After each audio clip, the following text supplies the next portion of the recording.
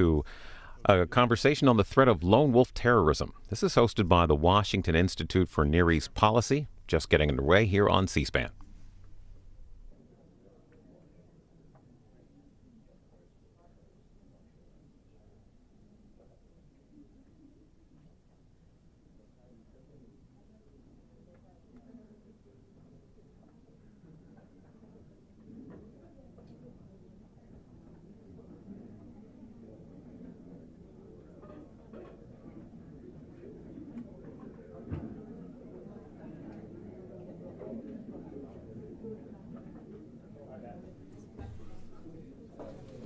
Good afternoon, everybody.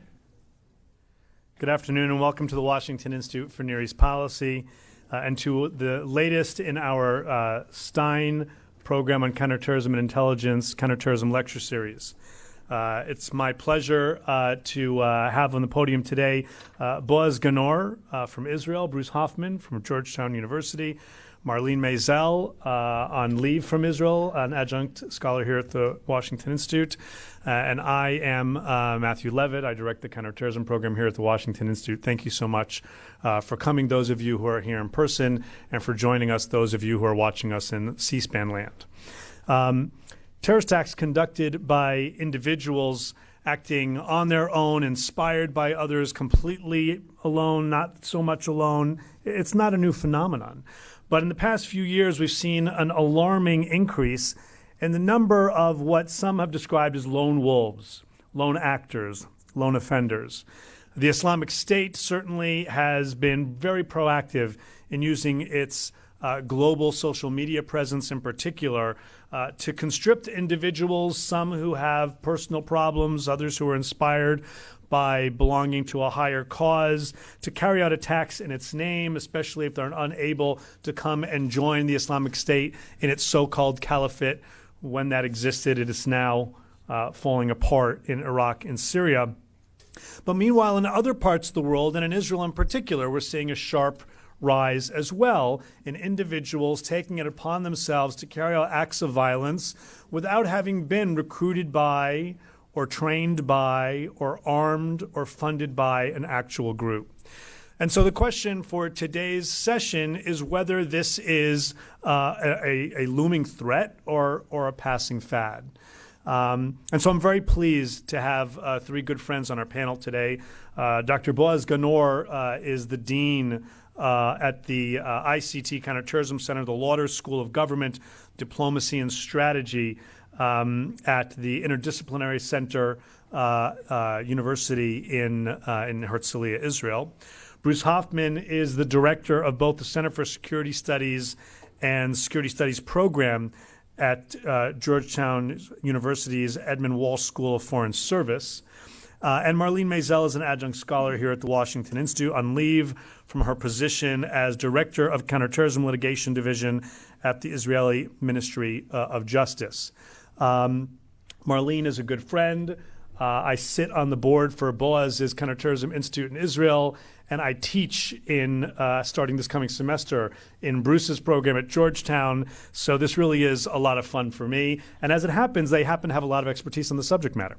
So with no further ado, we'll start with Boaz. We'll go to Bruce, then Marlene. I'll back cleanup. And then I will moderate from the table Q&A sessions until we end at 2 o'clock.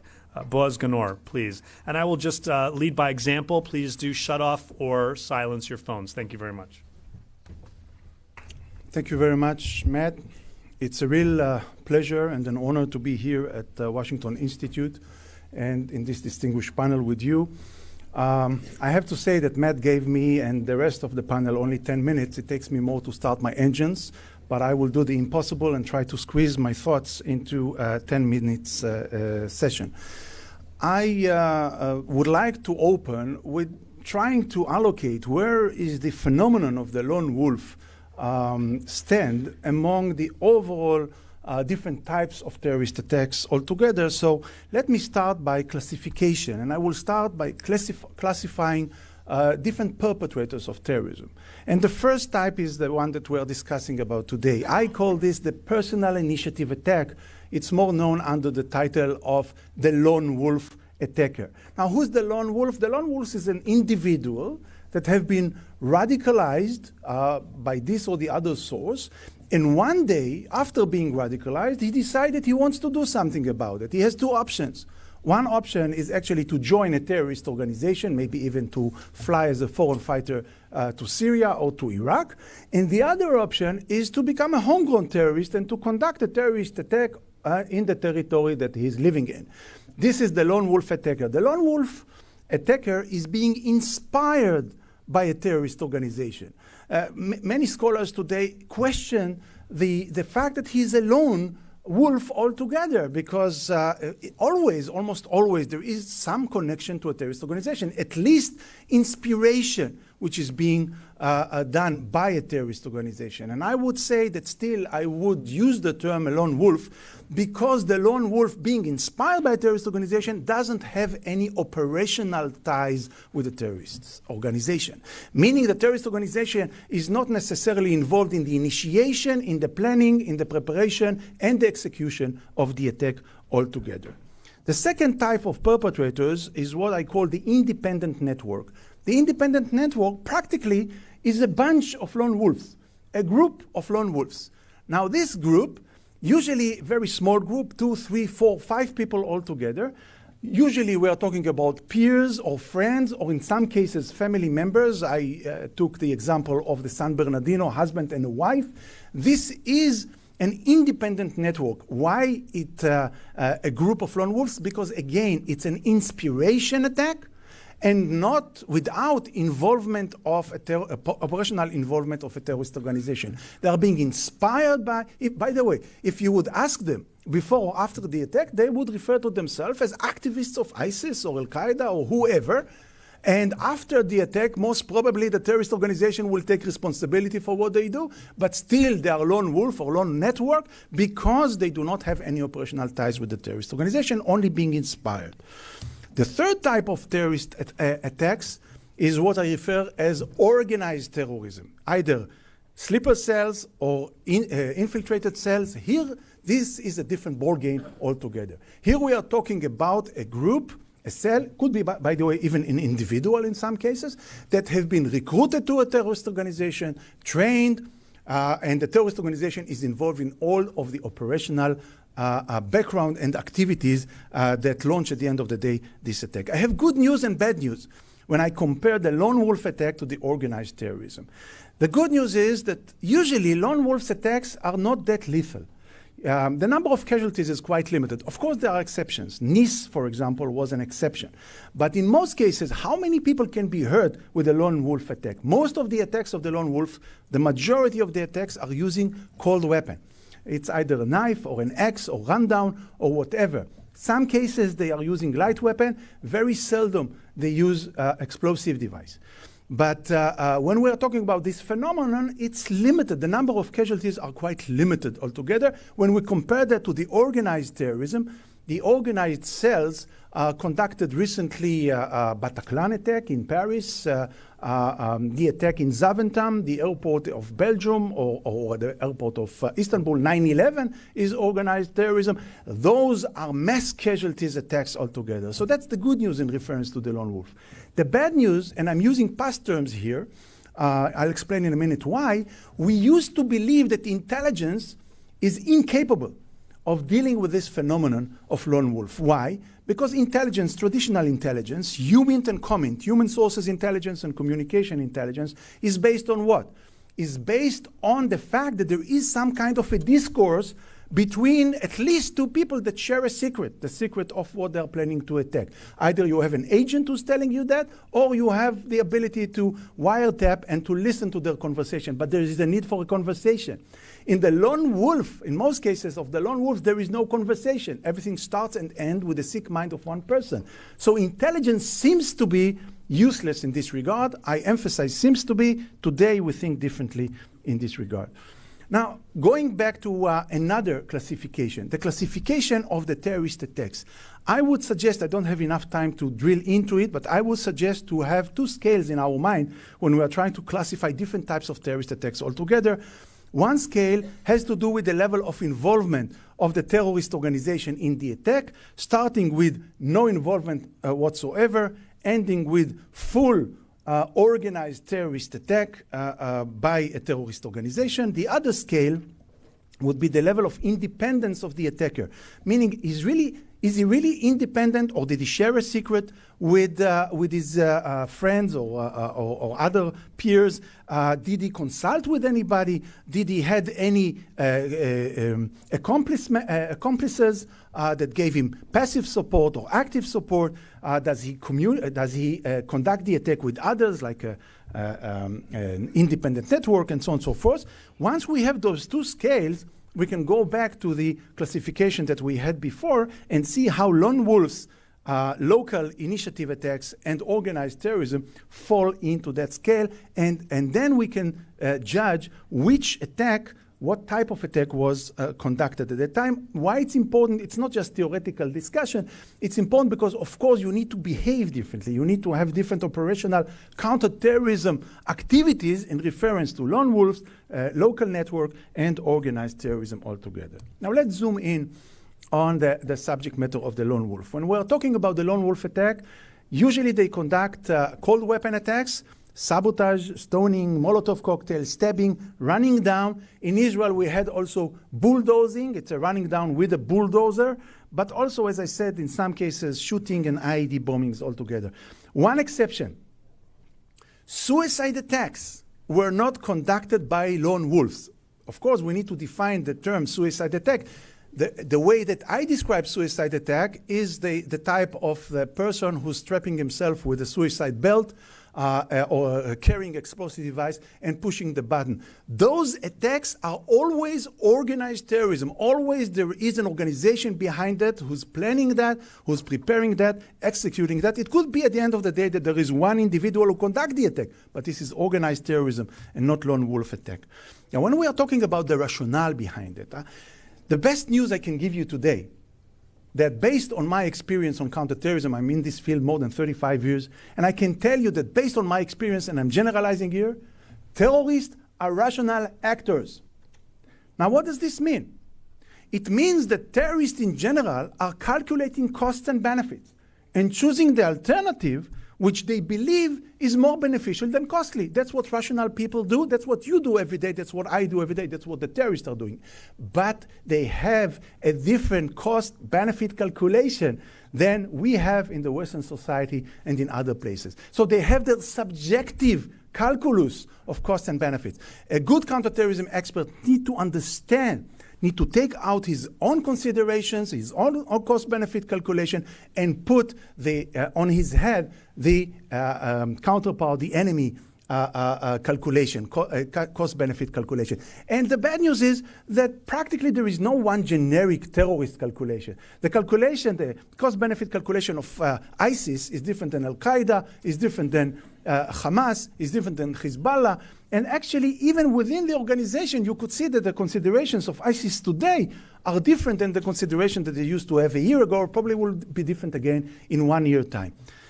The real bad news that I have is that when we are talking about lone wolves, it's much more difficult to understand the rationale because it's a rationale of an individual and not of a group or an ideological concept. I want to show you 4 pictures that have been taken in Israel in which the common denominator are 4 lone wolves that have just been arrested after stabbing people in the streets in Jerusalem, in other places altogether. They are being handcuffed and being escorted to the police car. Probably they are going to spend life in jail time. That's the common denominator. But there is another common denominator, and you would see it immediately in the pictures. The other common denominator is the smile on the face. This is not a coincidence. I've just visited Chinatown yesterday in New York, and there was an arrest in front of my face. The NYPD arrested the criminal there.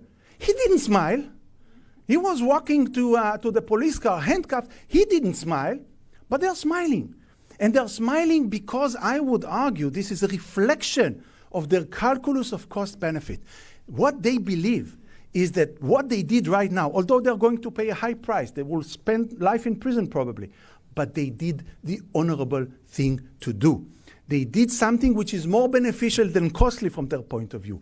This is our task, the counterterrorism experts, to crack down the smile, to understand this calculus, and then maybe to have counter-narrative, counter-messages, and so on and so forth. By the way, I use the term jihadi zombies in order to explain this concept. Why? Just because two reasons. The first reason, youngsters understand what zombies are. And second, the term zombies doesn't have any shred of honor. And I want to take this concept of the honorable thing to do from them. You would see in the other example another zombie, jihadi zombie, next to my campus in Israel, actually stabbing every person that is waiting in a public bus stop altogether. That's jihadi zombie. But it's not just Israel. This is a jihadi zombie that was conducted an attack in London, killing Lee Rigby in the suburbs of London, and not running away, actually covering his hands with the blood of the victims and preaching to every person who's ready to take a video clip about his reasons behind it, and so on and so forth. Also United States. This is the case of Zale Thompson in 2014, that Afro-American that converted to Islam and went to wage jihad against NYPD officers. By the way, in a nutshell, one new phenomenon that we see is a growing threat of lone wolves, actually radicalized Islamist terrorists, which are converts. The guy from Manchester was a convert. We had other cases of converts, including in Israel, by the way, Jews that converted to Islam. It's probably very much easier to radicalize a person who becoming a newcomer in this religion. Last but not least, and I would limit myself, I said at the beginning that we used to believe that intelligence is useless in reference to dealing with lone wolf attackers because the secret kept in their mind. Well, we were wrong.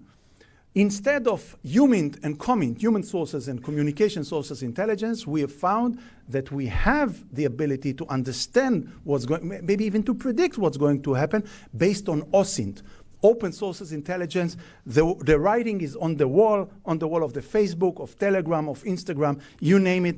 And what we see that many of those activists actually give a prior warning because they want to brag about it, because they do the honorable thing to do, and they want that the people will believe that what they did, it's the honorable thing to do, and therefore they are sharing that over the social networks. This is one example of a lone wolf in Israel who's saying, in the name of Allah, the merciful and compassionate, oh Allah, today I decided to achieve shuhada, I decided to become a martyr. That's a warning in this regard, and of course tutorials are being conducted. The attack in Berlin is an outcome of the understanding of the attacker. The lesson learned from the attack that occurred before, the rundown in Nice, after ISIS actually published exactly what should be done if you want really to conduct an effective rundown activity. After the attack, they are becoming a model of imitations. And what we see practically is a very vicious cycle, and I will conclude with that, starting with the incitement coming from the terrorist organization, moving on or being processed as in a radicalization process with the individual. Then he decides to do something about it. He's planning the attack. Before conducting the attack, in many cases, he justified it, published a political platform. And then after the attack, he became a model of imitation, which is a fertilizer for further incitement. And at the end of the day, this is becoming an epidemic phenomenon. The good news, I want to end with the good news, is that it's transparent. And practically, counter-terrorists can watch that, understand that, analyze that, and maybe even prevent it. Thank you very much.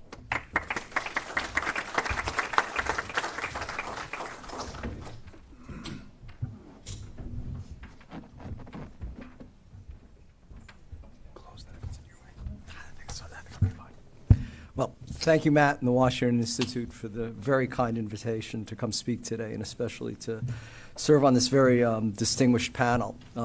Let me focus my remarks a bit more and talk about ISIS or the Islamic State or ISIL, and start with a very broad observation that I think Boaz would agree with me, and I see many people in the audience who I've known for many decades in the counterterrorism world, and I dare say that they would as well.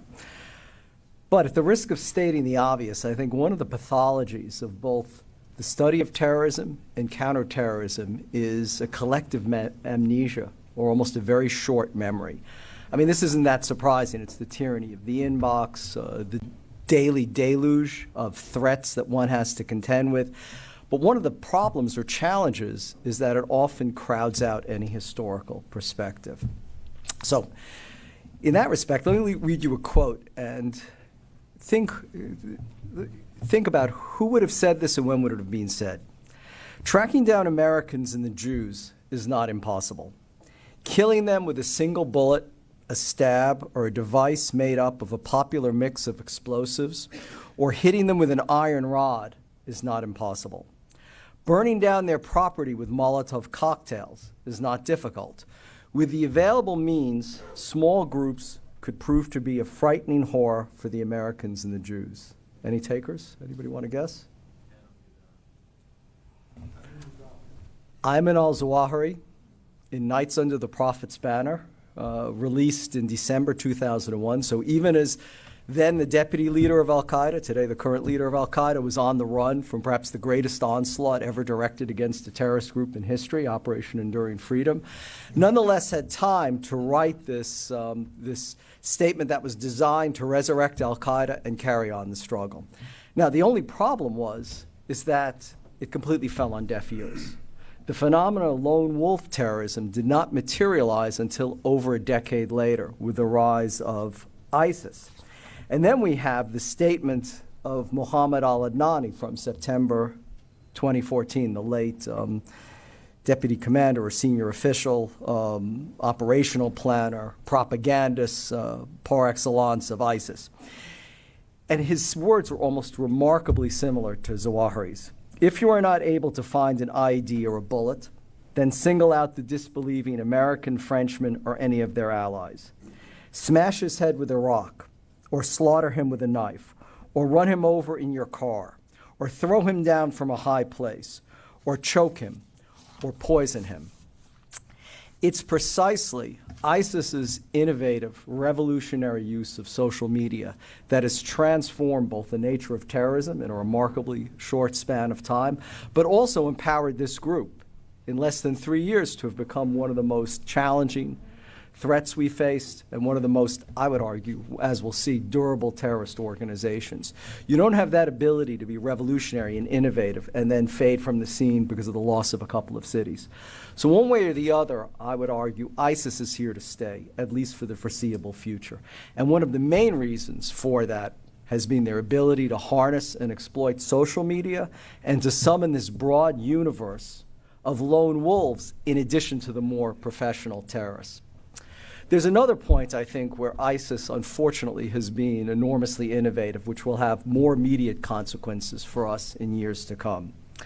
The 9/11 model of terrorism, the attacks from September 11th, 2001, involved professional terrorists trained overseas, deployed against their target, operating under a very clear hierarchy, command and control structure with very strict operational orders. So that was the traditional model of terrorism. Of course, the lone wolf model that Boaz has just so brilliantly described challenges law enforcement and authorities in a completely different way. Lone wolves have no tails, as it were. There's no logistical tail to interdict.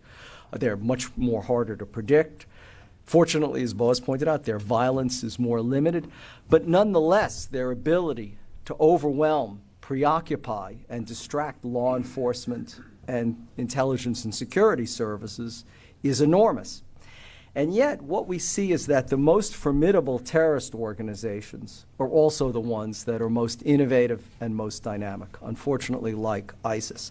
Because ISIS has now, in recent months, pioneered yet a third variant that goes from the traditional, very top-down form of terrorism, the 9/11 model, let's say, to the bottom-up form of terrorism, the lone wolf.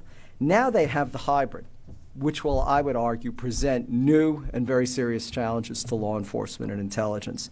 This is the new hybrid of enablers that take advantage of lone wolves, of individuals that have no prior connection to a terrorist organization, that may never have met a terrorist in their life, may never have left even their own community to go be trained overseas or anywhere else in terrorism, but nonetheless, as we've seen in recent years, who are manipulated, exploited, ultimately inspired and animated to commit acts of violence in support of or on behalf of a terrorist organization's aims.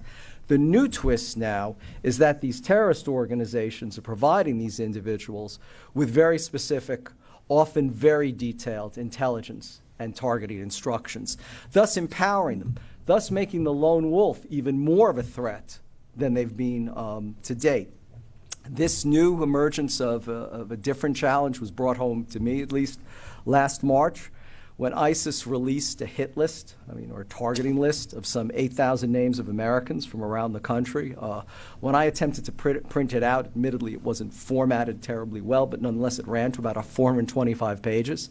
It had the names of individuals, both their work and home addresses. People who live in the Washington, D.C. metropolitan area will recognize some of the addresses of the suburban facilities of U.S. intelligence agencies. Email addresses, sometimes mobile phone numbers. But in other words, this was a hit list or a target list that ISIS at least meant, firstly, to sow a certain amount of psychological discord, create alarm and anxiety, which is always the goal of terrorism, but also further encourage and, in essence, plus up, enhance the power of the lone wolves. So consequently, ISIS has changed the nature of terrorism in a very short span of time, which I think means that it's not going to disappear or fade from the scene anytime soon.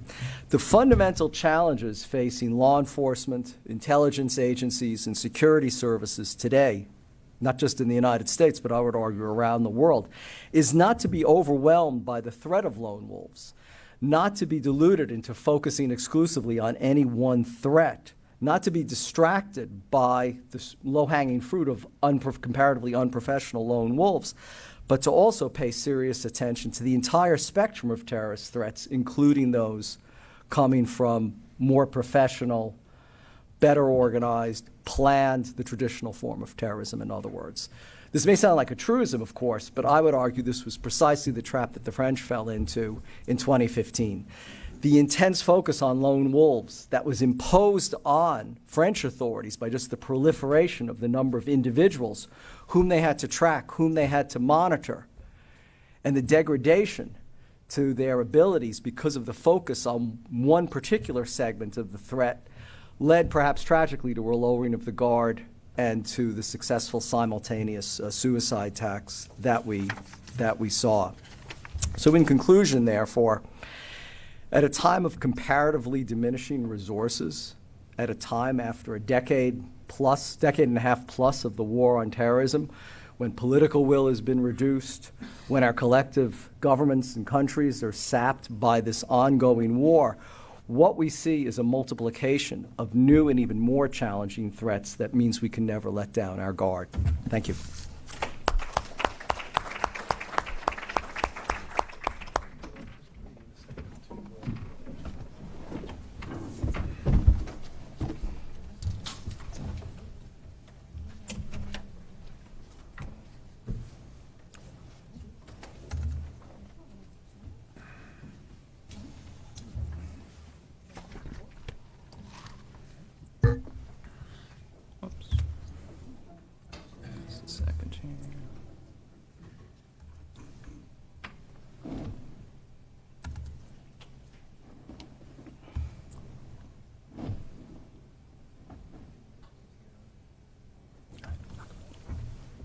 Hi, good afternoon. It's a pleasure to be here today, Matt and Boaz and Bruce. I'm speaking today as Matt mentioned. I work in the Ministry of Justice, and I have the privilege of being on academic leave this summer. So I'm speaking today in my personal capacity. And what I'm going to be looking at is one little small slice of this discussion that we were having about lone wolves and stabbing attacks in Israel committed by youth. So recently, the EU came out with a terrorism trend report, and it identified a recent trend. It came up with 14 trends. And trend number 10 is that youth are playing an increasingly independent operational role in committing terrorist attacks in EU countries. So my contribution to today's panel is to preview some very preliminary research that I started to work on in Israel, and I'm continuing here in the Institute. And I said it's a very small issue. What I was interested in studying was, did the PA and Fatah leadership take acts to glorify the terrorist acts of specific youth? And if they did that play a role in encouraging further youth to engage in further violence? So in Israel, this issue came up in October of 2015. In 2015, October alone, there were 59 terrorist attacks. 17 of those terrorist attacks were committed by youth, nearly a third. And in October, I recall living in Israel, there was a raging debate that erupted in the media. What was causing this new wave of violent terror attacks by youth? Or in general, but in particular by youth, was very troubling. Some were of the view that it was a statement of Mahmoud Abbas, chairman of the PA, that he made in an interview on Palestinian television on September 16th. And I quote, he said, "We welcome every drop of blood spilled in Jerusalem. This is pure blood, clean blood, blood on its way to Allah.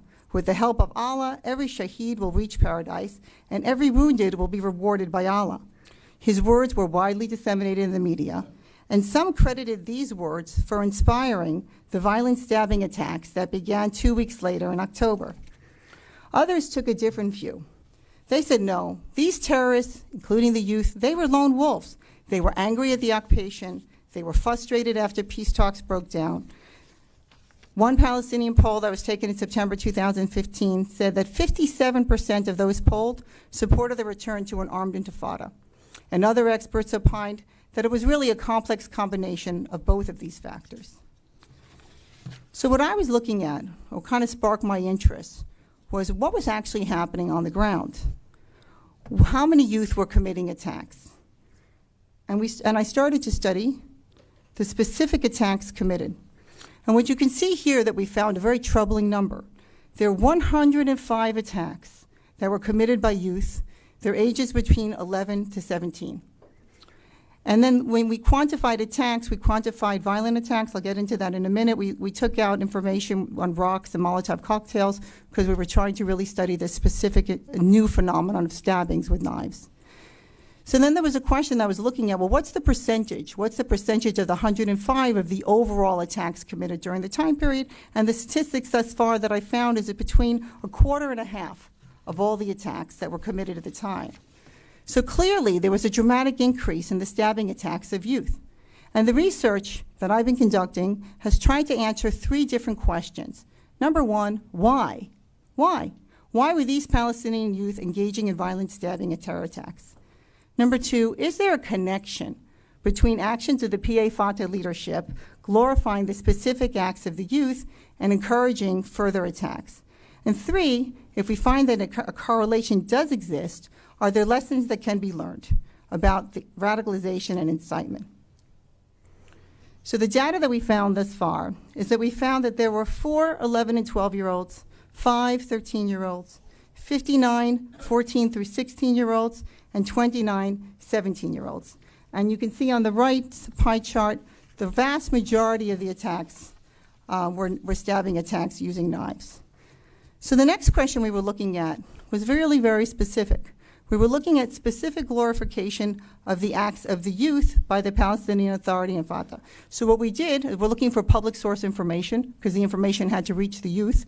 We looked at Arabic, English, Hebrew websites, all different types of information, TV, different aspects, to identify whether the PA and Fatah were taking actions to glorify the specific youth. Now what we did, simple, we took the names of all the youth, we ran it through all these databases to see if we could find acts of glorification. Now let me just be clear, because it's a very specific study, of things that we didn't include. In the study, which I think I might continue to include or look at over the summer, we did not include examples of general glorification.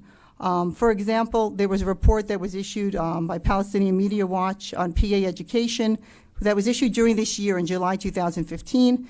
They found that educational institutions were teaching hate and praising terrorists, including youth who kill civilians and depict them as heroes and martyrs, which might have a different kind of, as Boaz was saying, that might have a different influence on their thinking as to evaluation of what's important.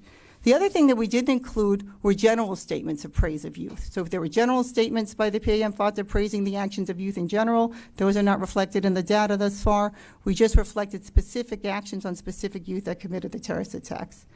And at the same time, just to be clear, to give a fuller picture of what was going on, There were statements made by the PA and Fatah that repudiated terrorism. The study, though, wanted to focus on whether the actions were consistent with these statements. There was also, during this time period, significant security cooperation between the PA and Israel, which was very, very important and very helpful in thwarting terrorist attacks, including terrorist attacks by youth. And at the same time, as Boaz was discussing and Bruce, there were many other factors of information that was released and that was available to the youth that were exposed to information by Hamas, by ISIL. There were social media accounts that were opened at the time. One was called Stab. Another one was called Slaughter the Jews. There were many different accounts, and it's quite horrifying when you see them, of little toddlers holding knives. And there were also instructional videos that were issued by terrorist organizations about how to kill a Jew using a knife. So there were many aspects of information that could be influencing youth that are part of many other studies. We were looking at the very specific question of whether there were acts of the Palestinian Authority and Fatah leadership on specific acts of the children. So this is what we found. There were in fact acts of glorification by the PA. We found over 25 specific acts. What kind of information were we seeing? We were seeing actions such as giving the youth terrorists an official military funeral, publishing flyers, official flyers that condone the youth as a martyr, and paying condolence visits to the families. So here we have two examples of what that actually looks like. One, this is a flyer of Adladin Abu Khadim, 17 years old. You can see the official symbols to the left and right of Yasser Arafat on the right and the symbol of Fatah on the left. And it says here, with pride and honor, the National Liberation Movement of the Palestinian People, Fatah, Central Hebron Branch, Old City, eulogized its brave Shaheed Adladin Abu Khadim.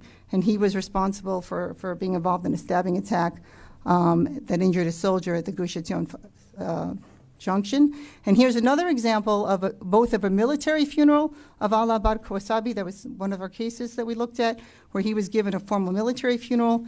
And on the bottom, you see a flyer of three terrorists at the time. One of them is him. And the third statement on the bottom reflects his name, also being praised through the official channels. So the next question that we were looking at, well, is there a correlation? All right, so we saw that there were specific acts of glorification, which was troubling, because it's not what you would want to see in this context. So then we were looking at, well, was there a correlation? Was there any correlation between the numbers of attacks glorifying the acts of the specific children and the commission of attacks or additional attacks? And the preliminary results were fascinating. So you'll see here on top the acts of glorification, and you can see next the terrorist attacks by youth.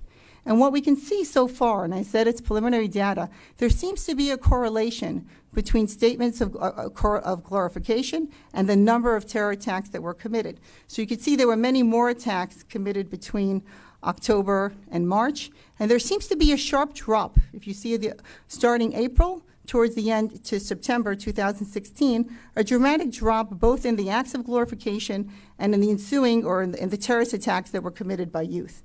Now, I'm not really sure what it means at this stage. There could have been many environmental factors that had nothing to do with the glorification and that there isn't a correlation necessarily at all. I mean, we definitely did not find, the data did not, at least the data that I was looking at so far, did not show causation.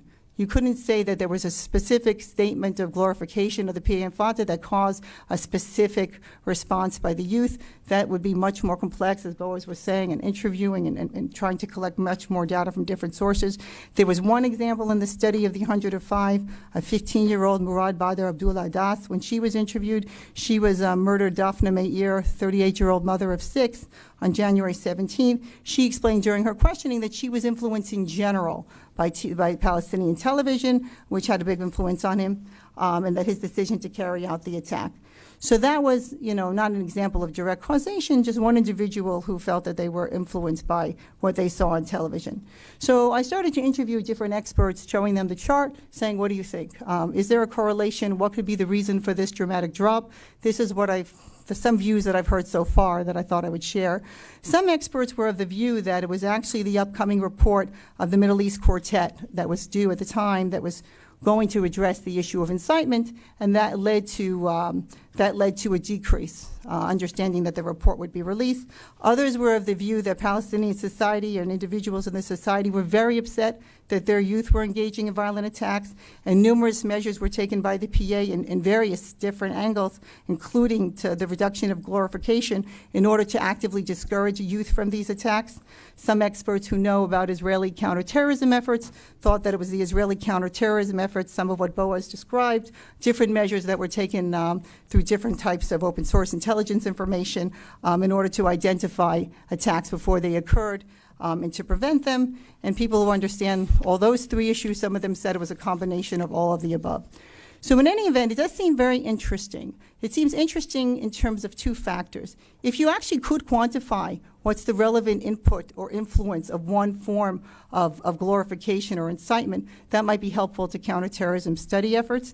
And as Boaz and Bruce were both discussing, it's also important to look at the cumulative impact on the particular youth of all the different areas of incitement or influence that might be then encouraging youth to act. Also because perhaps if you could find out what was encouraging them, you could find out how to discourage them, stop the attacks, and that might be equally helpful to the counterterrorism efforts. Thank you.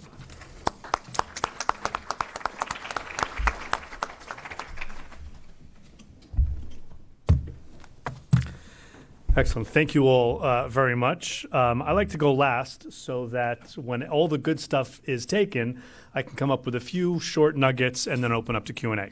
So we'll do that today. And we'll start with maybe, I guess you'd call it a mea culpa, because there are many of you who've sat in these chairs before and have heard me speak at this podium before, and I'm sure there's at least one or two of you who are really keen to hear what I'm going to say about the nature of lone wolf attacks, given that I've stood here in the past and said that the lone wolf idea is really largely a misnomer. And I think that when I said that at this podium, including once at an event together with Bruce back in November, when I wrote this in two different foreign policy pieces in September of last year and March of last year, I don't think I was wrong. But of course, counterterrorism is not static. And when the Islamic State was still remaining and expanding, to use its own terminology, and then maybe even more so when it was a little bit on its back heels and really sought to actively send returning foreign fighters back home to Europe or elsewhere, to direct and where it couldn't, maybe just enable, as Bruce discussed, terrorist attacks that really would be maybe carried out by a lone individual, maybe a lone attack, maybe a lone offender, but not really a lone wolf, not really someone operating on his, or let's be clear, her own. In fact, the Europol counterterrorism report that Marlene mentioned specifically raises concerns about the increase not only in the number of attacks overall, not only in the number of inspired attacks overall, but in particular about the number of attacks involving women as one of these new trends.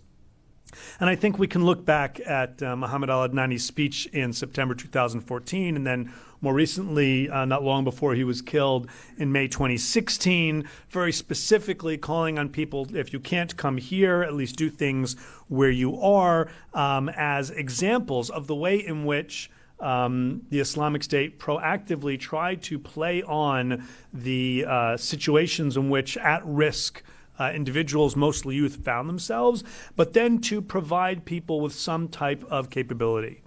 So at the time, I felt that the era of the lone wolf was largely over, because what we were seeing at the time was more known wolves than lone wolves, people who were on the radar of law enforcement in one way or another. They weren't completely unknown, and they were having some type of connective tissue to an organized group, even if they weren't originally recruited by that group or armed by that group.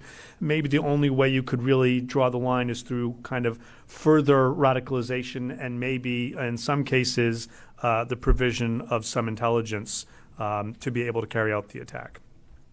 But what we're seeing now, at a time when the caliphate is not just on its back heels, but is about to be destroyed, is something a little different. And we're seeing a desire on the part of the Islamic State to be able to perpetuate itself as an idea, beyond the existence of its caliphate as a state as such. We're also seeing several other phenomena. On the one hand, the caliphate is about to end as such, but the caliphate genie is out of the bottle.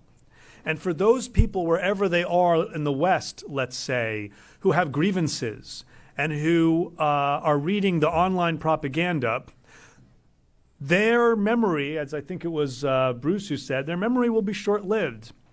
And one of the radicalization messages that we're sure to start seeing, if it's not out there already, is there was a caliphate. It wasn't perfect.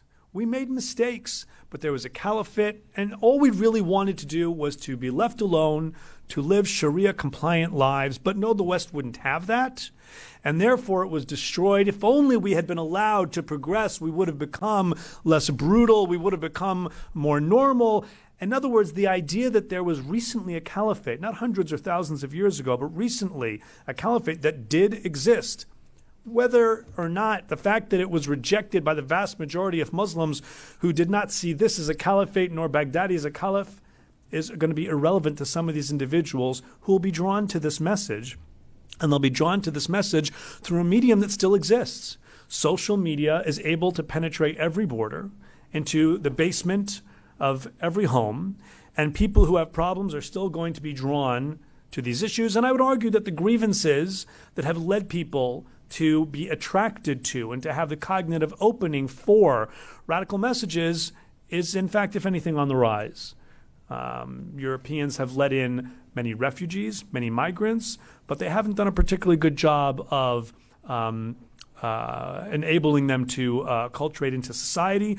There are a lot of different ways in which this is a set of grievances that's likely to expand.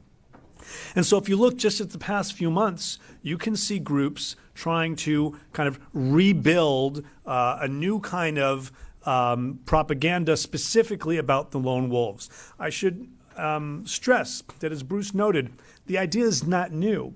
When Ayman al-Zawahiri, as the deputy chief of al-Qaeda, raised it, no one was listening at the time. But over time, people did start to listen. You might recall the online ebook published in 2015, How to Survive in the West, a Mujahid Guide. You may recall that Rahimi, the bomber in New York and New Jersey, appears to have been inspired not by the Islamic State, but by Anwar al-Awlaki, who has proven to be at least as magnetic a radicalizer in death as he was in life. But let's just look over the past few months. Just this month, an Islamic State ebook was released to homeschool lone wolves, as they put it. The Lone Wolf Handbook, written in Turkish, disseminated on Telegram. In June, a Nashir related to the Islamic State, Al-Batar, distributed a video noting attacks in Melbourne, etc., and specifically calling for attacks in Australia, America, Canada, Europe, and Russia. And, of course, there was the Rumiyah, the 9th volume of Rumiyah, released in May with this large section called Just Terror Tactics on Hostage-Taking, with details on sections on hostage-taking, on how to carry out acts of violence armed with a firearm, how to acquire firearms, what might be the ideal types of targets for these attacks, how to execute people, what to do if you don't have a firearm, etc., how to lure a target. For example, post in an online site that you have an apartment to rent, lure people to the apartment, and then kill them, something that Israeli security has had to deal with over the years, etc. And I should note that much like the case of Rahimi, who was radicalized by Anwar al-Awlaki, we need to be aware that this same phenomenon, it might not have caught on and had momentum when Zawahiri claimed it shortly after 9/11, but it certainly is now. There is a competition between the remains of the Islamic State and al-Qaeda, which is causing al-Qaeda to try and pick up its game. Al-Qaeda is very much, I believe, on the rise. The Washington Institute just led a research and produced a volume edited by my colleague Aaron Zellin on how al-Qaeda has survived the rise of the Islamic State, the Arab Springs, etc. And al-Qaeda also has now begun to reintroduce the magazine Inspire, a shorter version called Inspire Guide, very specifically on people who succeeded in carrying out attacks, including lone offender attacks, and how you can do the same. And I think we need to, as Bruce said, not be so caught up in one part of the threat that we don't see the others. The al-Qaeda threat is very, very serious. And then I think it's important to look at the recent Europol report, which talked about that spectrum of inspired, enabled, and directed plots. And when it comes to those who are inspired and are lone offenders, they write that these are individual attackers, possibly but not necessarily being helped by family and or friends as accomplices. They're inspired by jihadist propaganda and messaging, but not necessarily receiving personal direction or instruction from any group. And that should echo what you heard just now from Boaz. And I think we need to recognize that even as we have success in the battlefield against the Islamic State, the radicalization process is not linear. You can have someone who is radicalized and maybe gets de-radicalized, or maybe it's better way to put it is disengages from radicalism, but then events can happen and that person can be radicalized again. And when you have social media available 24/7, messages can change, messages can be updated, people can be radicalized again. I'm of the opinion that so long as our strategy in Syria, our counterterrorism strategy in Syria, is all and only about the Islamic State, and we're not paying particular attention to al-Qaeda, say in Idlib, we're not paying almost any attention to a guy whose name maybe somewhat forgotten, I don't know, named Bashar al-Assad, that the same ideas that caused foreign terrorist fighters in the first place will still be there. There were foreign terrorist fighters going to Syria before there was Nusra, before there was ISIL, and there will still be, even if we dismantle the Islamic State. And I'm drawn to a recent national counterterrorism study on the likelihood that U.S. homegrown violent extremism will experience recidivism. And they mention many cases in the report. And we need to take this to heart. There will be recidivism in terms of the people who return to radicalization. And that means the likelihood of still more individuals acting on their own. I'm still not in love with the term lone wolves. It sort of creates them out to be big and powerful, maybe even honorable, as Boaz said. They're not really wolves at all. If they're truly lone wolves, then they've broken from the pack and they have no connective tissue whatsoever from the group, which I would argue would have to include inspiration, and that definitely exists. But the problem of lone offenders, or as the Europol report puts it, of lone attackers, is very real. And while the Israelis have done some really interesting and effective work in being able to mine social media postings, not everybody is posting on the social media. And even when they are, we're not always able, especially in a country the size of the United States as opposed to Israel, able to mine that data in a timely manner. And the biggest concern, therefore, isn't just the issue of encryption when you get to the inability to follow those messages that still exist between people who are part of a group. The problem is also that people can be radicalized. People are radicalized today so quickly.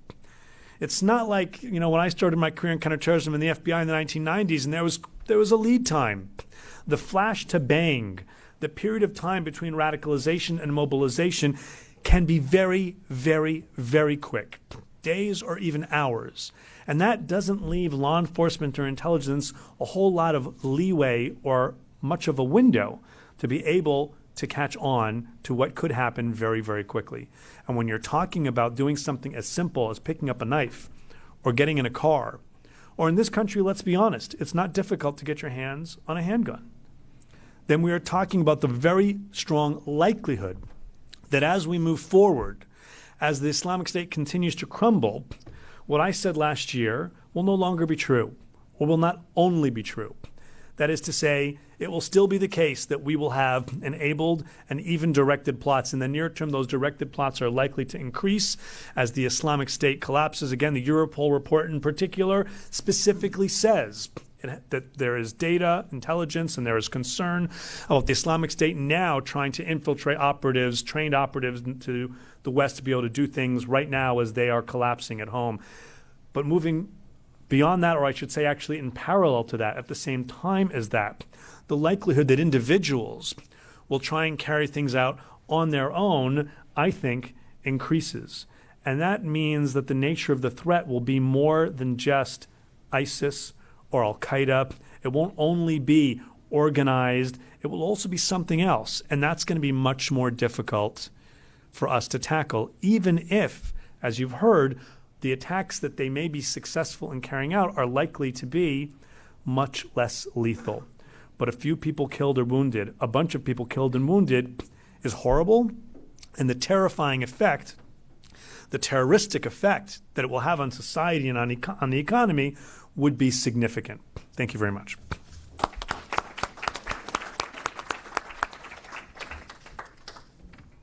Okay, this leaves us plenty of time for Q&A. So I'll take you in the order that I see you. And we'll start right here in the blue shirt, please. I'm going to ping pong across the room so we get everybody. It's all good. Thank you. I'm Leon Weintraub, retired U.S. Foreign Service. I'd like to follow up on some of the remarks of Marlene Maisel about what happens in Israel. And that's the issue of the possible instauration of payments to families of prisoners or families who were killed. Number one, how much do you think of an inspiration those payments account for? Number two, what is the likelihood that some governments, either in the U.S. or the European Union, as suggested by Prime Minister Netanyahu, ought to somehow make some kind of a linkage between those statements and reduction of support to the Palestinian Authority?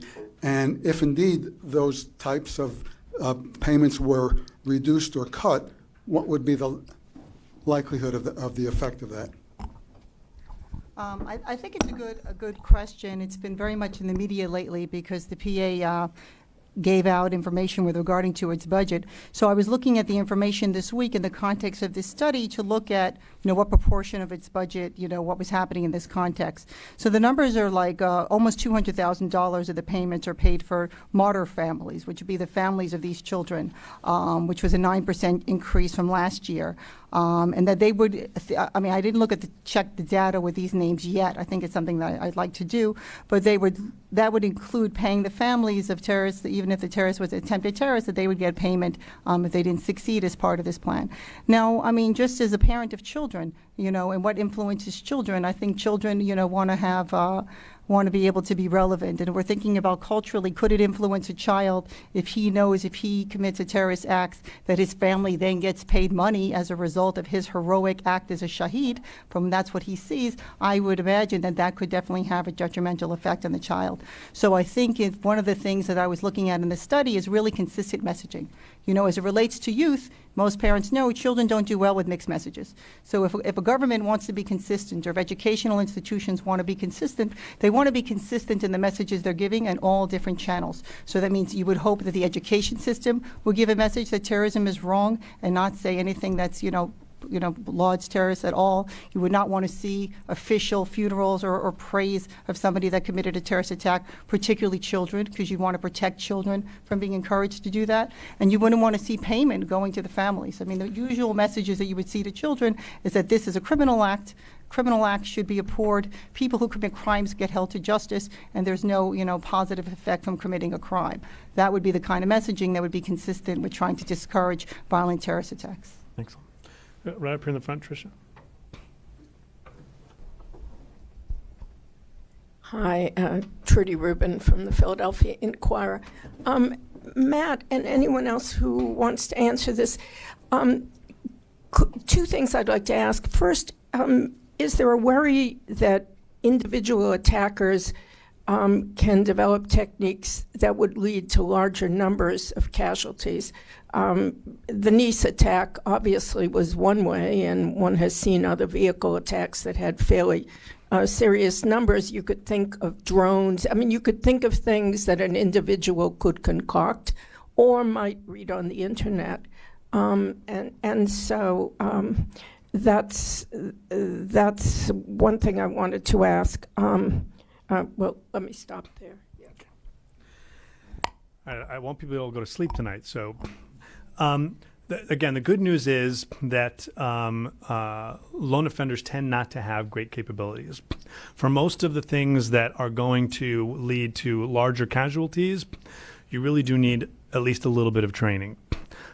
Explosives with chemical precursors, it's not impossible, and it's not like there aren't people out there who have some training capability.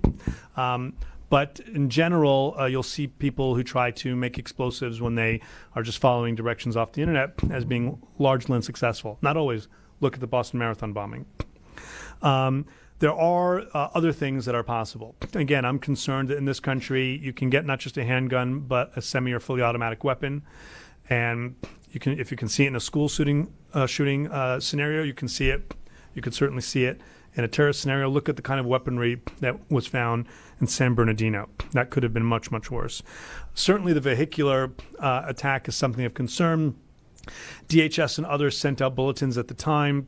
There's a lot of attention now being placed to, I guess, again, once again, years after 9/11, to ballards and different ways to protect infrastructure. And then there is now a concern, especially very recently with drones.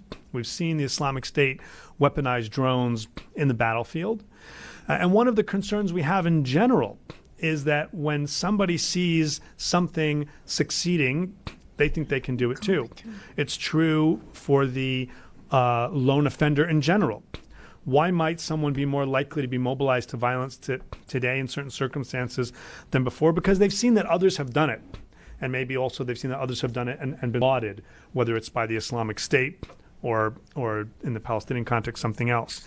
When people have seen that the Islamic State has been able to weaponize drones in Iraq or in Syria, maybe they think to themselves, I can do that here, and you can use any kind of drone. So there are lots of concerns about these things. The good news is law enforcement is very, very animated on the subject. Anybody want to jump in on that? Maybe I'm a little bit less optimistic than Matt on that matter. I would say that we need to understand terrorism as a phenomenon, as an evolving phenomenon. It's all the time changing. We cannot lay back and say, okay, what we know is what there is. On the other side, there are terrorists, and the terrorists are all the time looking for new methods, new techniques, different targets, and so on and so forth. It's a cat and mouse chase, and counter-terrorists cannot lay back and say, we are fine with that. Having this in mind, I would, of course, not get into details. I don't want even to induce ideas to the terrorists in general or the lone wolves in particular. But I would say that I believe that this is a growing phenomenon. It's not going to disappear. It's not going to change traditional terrorism. I definitely share with Bruce and Matt the concern with organized terrorism, with big attacks, even the level of 9/11. We should not exclude that.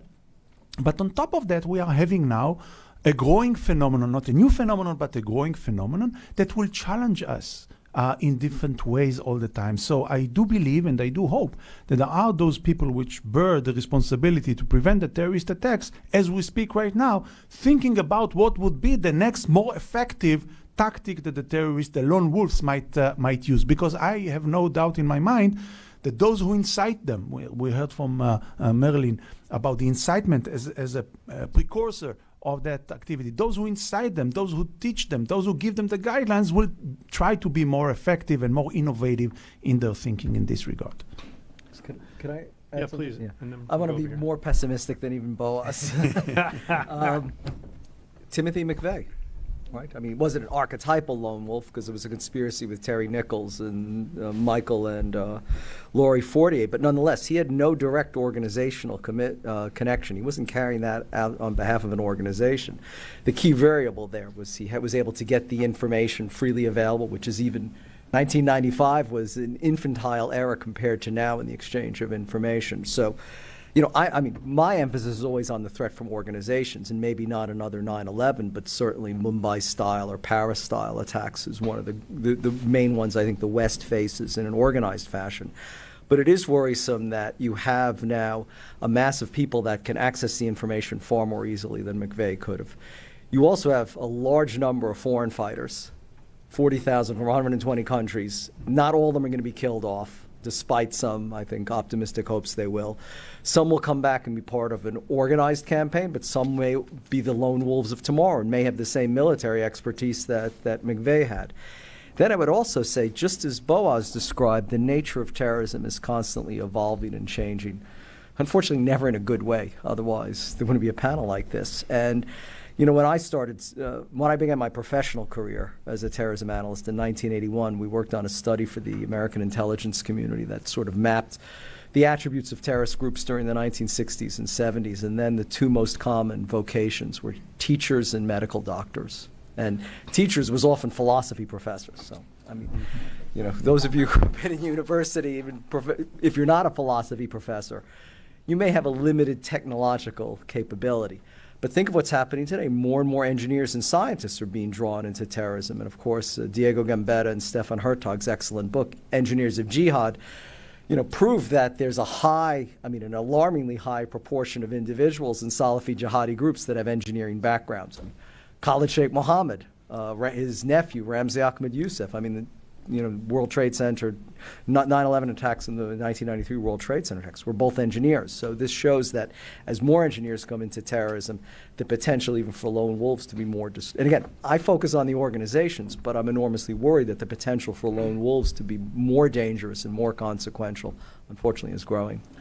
We'll go to Jeff Sadek here in the pink wall. Mike is coming. I'll just add that your answer makes me think, by the way, you know, we're focusing largely on Islamic State and Al-Qaeda and Islamist-inspired, but there's an equally important need to pay attention to the rise of terrorism and potential homegrown terrorism from the left wing and right wing, where there tend to be people who do have military expertise of the type that could make things more dangerous. Jeff? Thanks, Matt. Jeff Sadek. Boaz, thank you very much for the terrific presentation you gave. My question is, you talked about, you praised the internet as a tool for understanding the smile, right? And then from there we can develop counter-narratives and counter-messaging. So as a terrorism researcher, I guess you would support unimpeded access to this content that's online. But have you thought about to what extent you would support taking this material down?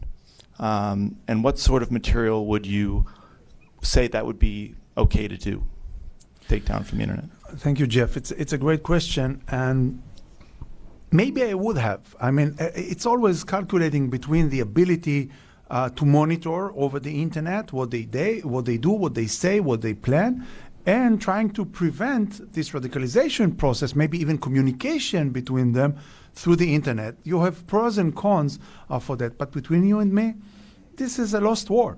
We cannot prevent them. I mean, even if we would have wanted to, we cannot seal the internet. We cannot seal the misuse of the internet. And if you seal one niche, then they would develop another niche. It's always this effort to work.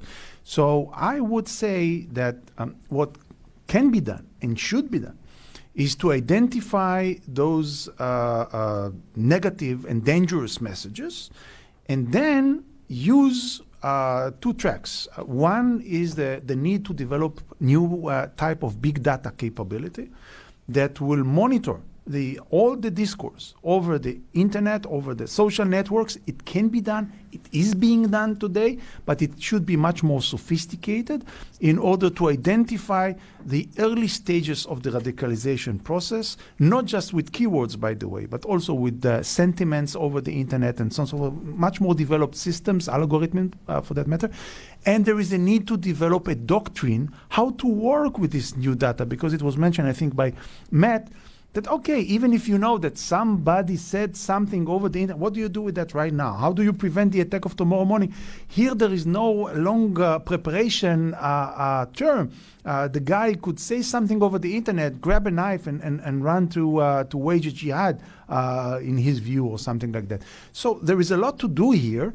Can be done, should be done, needed to be done on this respect. The other thing which is needed, and I think we see the beginning of it, is the cooperation of the internet services, those the Facebook, the Google, Telegram, and others that need to be more cooperative. Today they are much more cooperative than they used to be a year or 2 years ago, but they need to be much more cooperative because they bear a lot of responsibility there.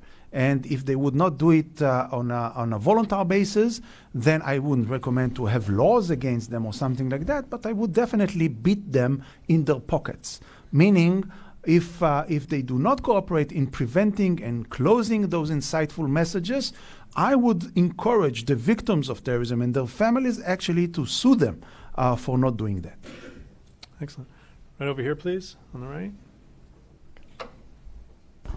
Bob, excuse me, Bob Winter, a failed academic philosopher. That's kind of scary. Yes.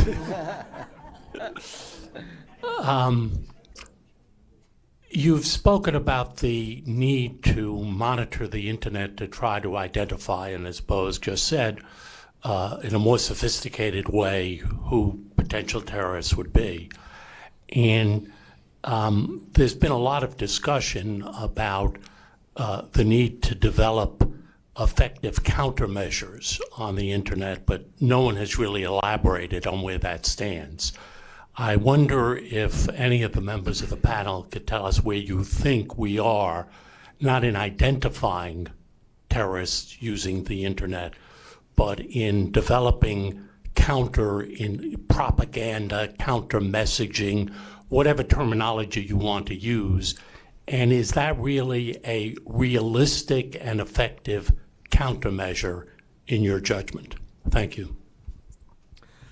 I'll just jump in to say that, my co-panelists are absolutely right. This is an area where we didn't have a whole lot of movement, and now suddenly we do. And I would point, there are many examples to point to, but I would point in particular to Google's efforts on Google and YouTube itself to redirect people when they do certain searches to certain counter messaging. And it's not just the decision to redirect, which has a kind of a media or social media platform is a pretty big deal for them to make this determination. But then to what do you redirect them towards? And Google's actually done some pretty cutting edge research recently on what messages work. Sending people to interview people who were captured from ISIS or people who defected from ISIS, sending people to work to interview people who are working in communities in Europe, et cetera, to see what's working, interviewing mothers, et cetera, and actually doing some pretty very tangible in-the-weeds work and coming up with some pretty effective counter-messaging tools. Now, one of the things they're grappling with right now as we speak is, as you've heard us all say, this is non-static. It's always changing. And so the situation of the Islamic State is changing. How should we anticipate that the message will change? How much of it will be that the caliphate genie is out of the bottle, and it's that if only the West would leave us alone, we could have had a caliphate, and it would have gotten better, trust me. How much of it will be something relating to the poor acculturation of refugees or the relative responsibility of the West for what is going to continue to happen in Syria and maybe even in Iraq or Yemen? We need to think about how that message is changing because, as Boaz said, you can't assume that what happened yesterday or what happens today is what's going to happen tomorrow. In fact, you need to assume it's not. So there's a lot of work being done there on this. I would add to that the following argument. You were talking about, Bob, you're talking about countermeasures, and practically I would translate it to counter-narrative. What needed to be said in order to counter the narrative of those jihadists over the internet and so on and so forth.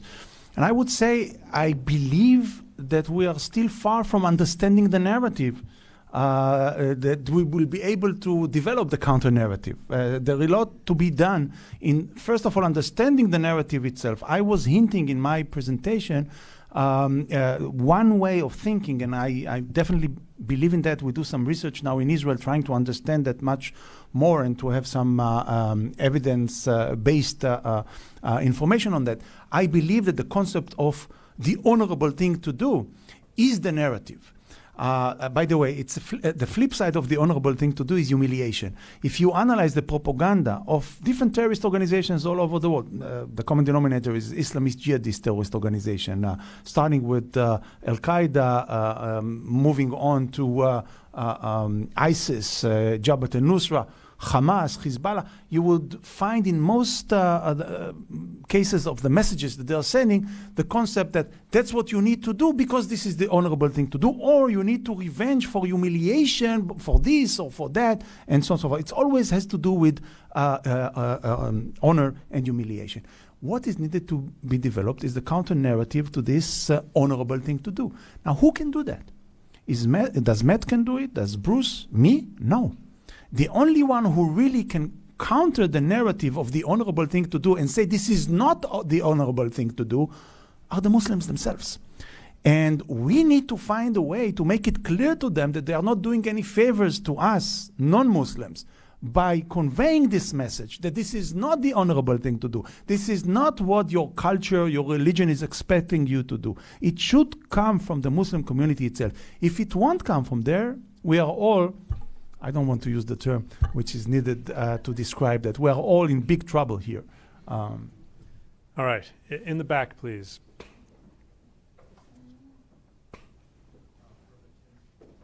I think it's on. Is it on? There you go. Wonderful. Herbert Tinsley with the START Consortium up at the University of Maryland.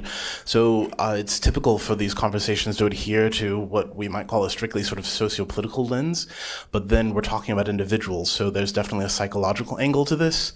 I think there's some significant evidence that idiosyncratic objectives become strongly aligned with the objectives of terrorist organizations.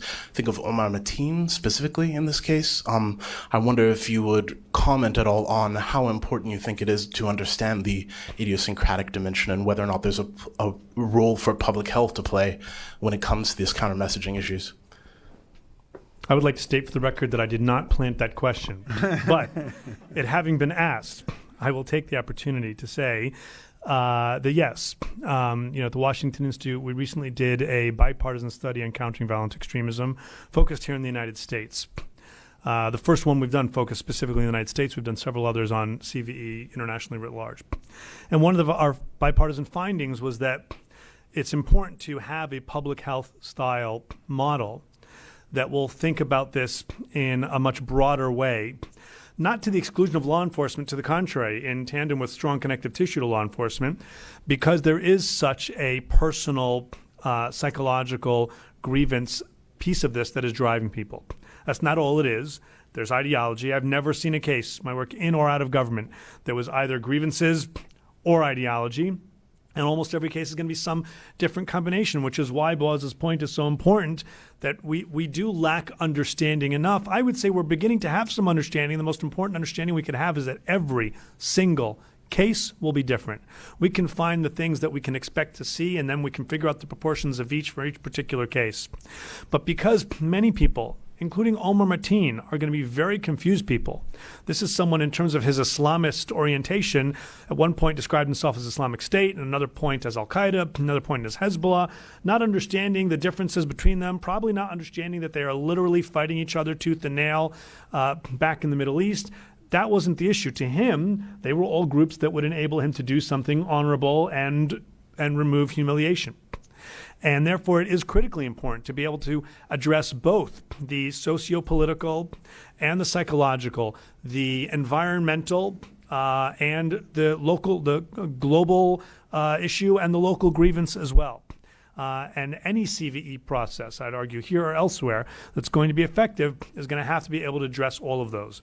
The public health model would try and do things at a societal level that would make society strong. And then when you find a place that seems susceptible, a neighborhood or a school, a port of entry, you do extra things there. And then when you find people who are actually being affected by the message, you go in and you start doing things specifically for that, as if individual who's gotten sick, to use the public health model. We go into it in detail there. You can find it on our website. But I think it's critically important. Again, not because public health is now instead of counterterrorism or instead of law enforcement or intelligence, but it's in tandem.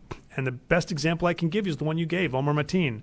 Go ask the FBI and others, and they will tell you how frustrating it is to have investigated Omar Mateen and many other cases, including 4 big ones in the United States where things did happen, and having run those investigations to ground, realized there was nothing to hold these people on, nothing to convict them of. Strange, obnoxious, even disturbing speech is protected in this country and should be.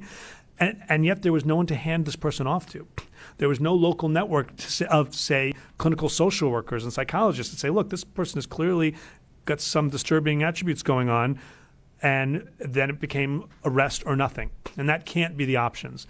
And so, ironically, for those who think that the public health model is weak, and when you have a counterterrorism problem, you invite in law enforcement, It's law enforcement that's saying, please help me, because there's not always going to be a law enforcement solution, much like internationally there won't always be a military solution to these counterterrorism problems.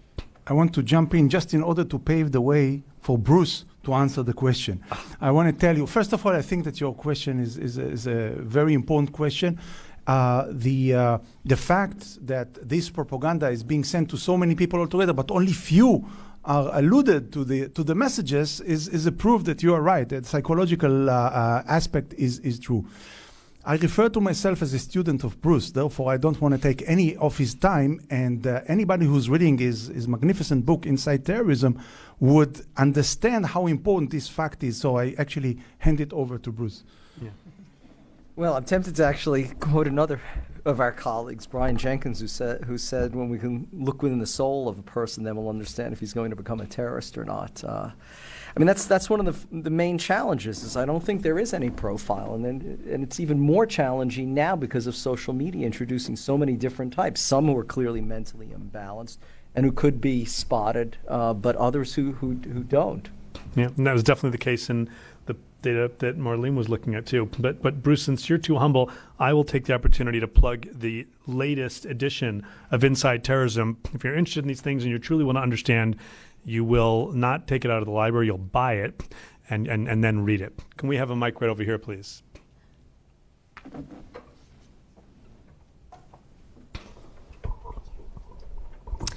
Hi, I'm Samantha Mandalese with Americans for Peace and Tolerance. Thank you for joining us. And I'm interested a little bit in the nitty-gritty of the distribution of messaging, especially in reference to Marlene Mausel's study. I'm curious as to whether you had any sense during conducting your study of the mechanisms of distribution. You mentioned that there were flyers, pro-Shaheed flyers, and state funerals, as well as financial incentives. And I'm wondering, did you find that there are certain locations that have different concentrations of each type of encouragement? And did you find that there are certain population centers, certain geological features that contribute to where the different types of messaging go, and perhaps how many or what type of people they affect? You know, it's an interesting question, because I was just thinking about that angle of distribution this week, because I was looking at the connection on the psychological perspective as it relates to suicides. Because I was interviewing an expert here in Washington, and they were explaining, I was trying to understand what official glorification, like why would that perhaps be more egregious than other kinds of glorification, and they were explaining when there's an act like a suicide here in Maryland, and they created a whole suicide prevention program, they tried to prevent any kind of official ceremonies, official acts. And then in the studies that I was reading, they say that when they're trying to do analysis on suicide prevention, they talk about spheres of influence, like how much information then reaches out to how many circles and how many people actually then get influenced. So the study hasn't yet gone to that level of resolution. In the funerals, it's simple. I mean, the funerals you can see easily in the pictures. They're attended by thousands and thousands of people. On the flyers, exactly, you know, beside how many hits there are on the websites that are looking at the flyers, we haven't reached that level of resolution. But it's very clear that the information is widely distributed, and the understanding of the youth that just from an instinctive basis, right? You're a child, you go to a funeral of a friend, and it's an official funeral that's being, with all the bells and whistles of every kind of honor that can be given, that reaches thousands very clearly. And then from the context of what could that do in the process of peace, for people who live in the region, you want to culture and educate children in both sides of the conflict to peace. And to the extent that you have glorification of terrorist acts and violence, that's an inconsistent message with messaging towards peace. Thanks. Mike Kraft over here. Raise your hand, Mike. There you go. Thanks very much for this interesting presentation. Mike Kraft, a counterterrorism writer, and for many years in the State Department Counterterrorism Office. Matt's discussion of the psychological aspect, and what this gentleman raised, reminds me of what Jessica Stern, an expert up in Harvard, once said, that many of the terrorists are trying to reinvent themselves. But there's another dimension, and I'd like to get your take on another aspect of the CVE effort. You talked a little bit about dealing with the internet and counter messaging. Wonder your evaluation of the effectiveness of this so far, but also the effort to reach out to local communities. I mean, DHS and FBI are the programs that try to reach out to local communities here. The British and the Dutch have had various programs there. I think Bruce referred to resource issues, and it's my understanding DHS has cut back on their local grants. There's a story today in Foreign Policy that the State Department's efforts, the funding efforts, have been sitting on the 7th floor waiting to be approved. Do you have any evaluation so far of these efforts to date, and do you think they will have much chance of success?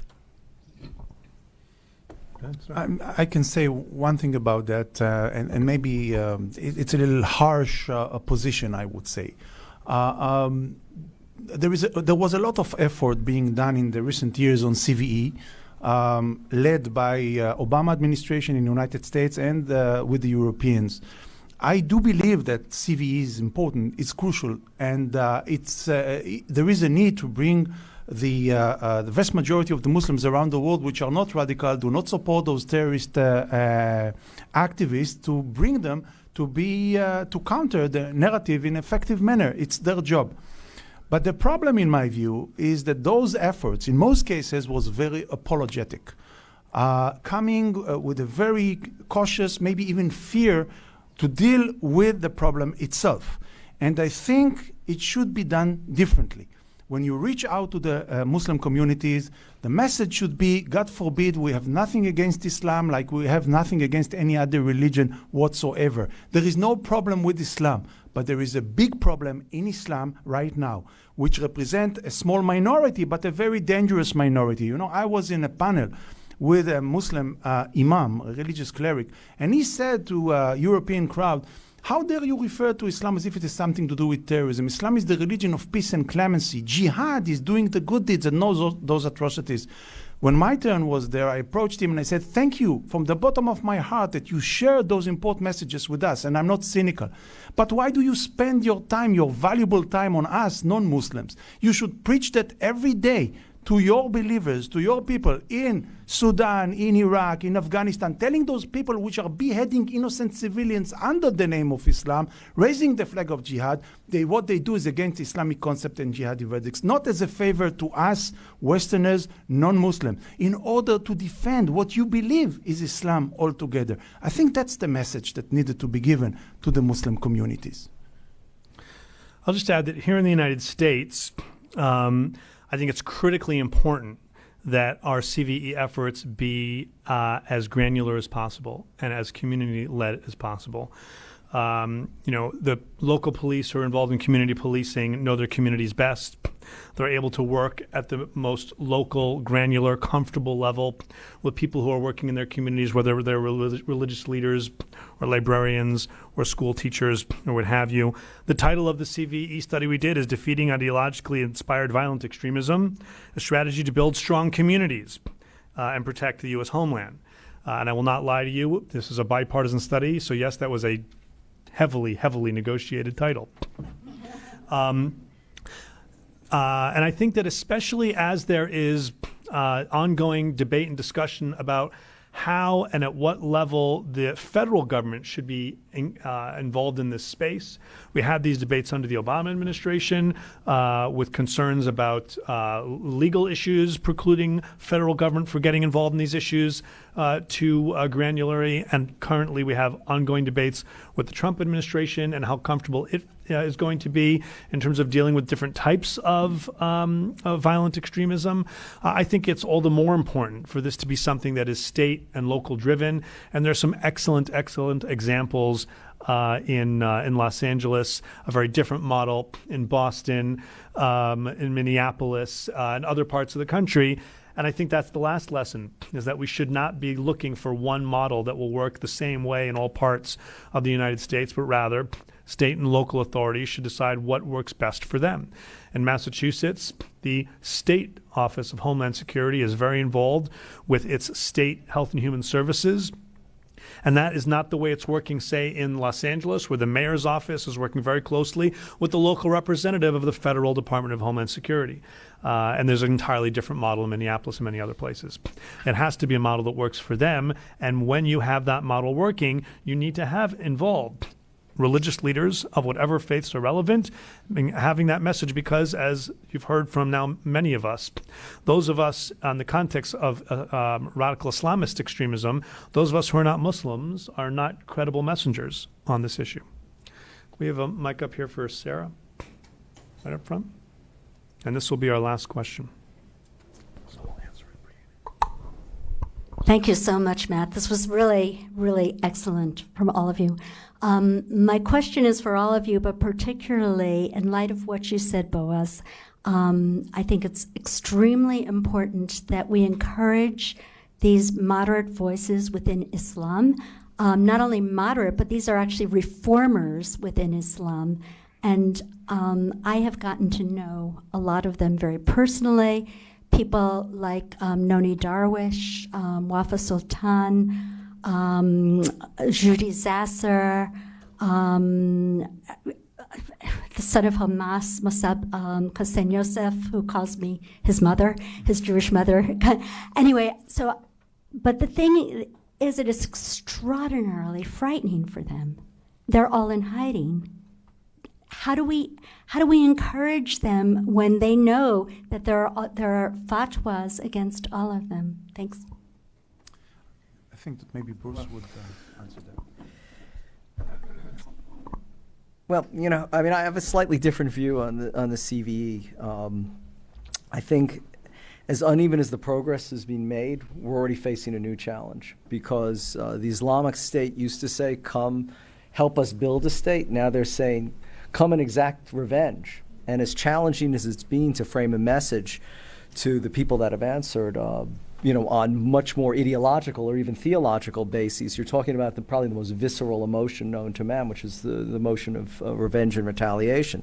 And how do you, I think the challenge that we're going to see is, how do you frame a message that has more to do with Frantz Fanon and the wretched of the earth? The catharsis of violence, the empowerment of violence, the fact that violence is good and feels good.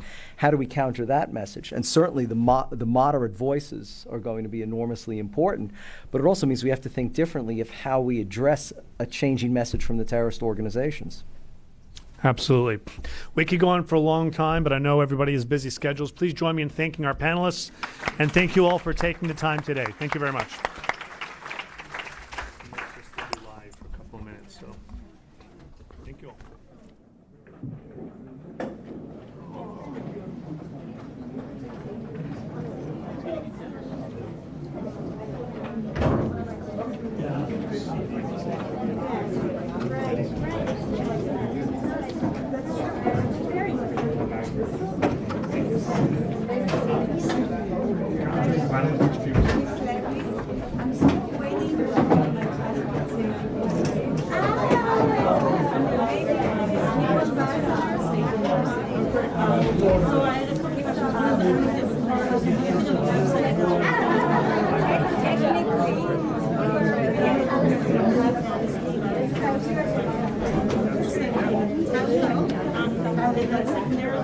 Cousin